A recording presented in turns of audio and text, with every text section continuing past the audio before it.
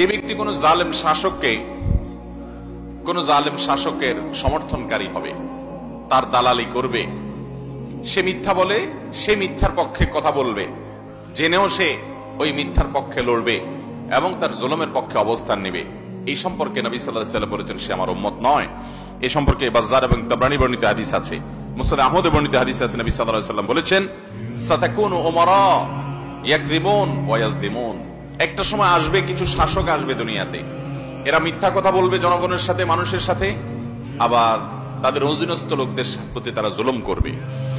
ফামান সাদ্দাকাহুম বিকিযবিহিম ওয়া আ'আনাহুম আলা যুলমিহিম ফালাইসা মিন্না ওয়া লাস্তু মিনহুম, যেই লোকগুলো তাদের এই মিথ্যা কথাকে সত্য বলে মানুষের কাছে প্রচার করবে এবং তাদের জুলুমকে যারা সমর্থন করবে, সহযোগিতা করবে, নবী সাল্লাল্লাহু আলাইহি ওয়াসাল্লাম বলেছেন তারা আমার কেউ না আর আমিও তাদের কেউ না।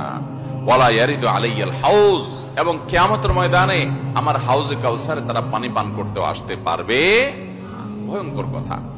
এর বিপরীতে নবী সাল্লাল্লাহু আলাইহি ওয়াসাল্লাম বলেছেন যে ব্যক্তি মিথ্যাকে মিথ্যা হিসাবে জানবে, এটাকে সত্য বলে সমাজে প্রতিষ্ঠিত করার চেষ্টা করবে না, জুলুমের পক্ষে গিয়ে সহযোগিতা করে জালিমের সহযোগী হবে না, তো সেই ব্যক্তি সম্পর্কে নবী সাল্লাল্লাহু আলাইহি ওয়াসাল্লাম বলেছেন সে আমার আর আমি তার, এবং সে আমার হাউজে কাউসারে পানি পান করবে ইনশাআল্লাহ।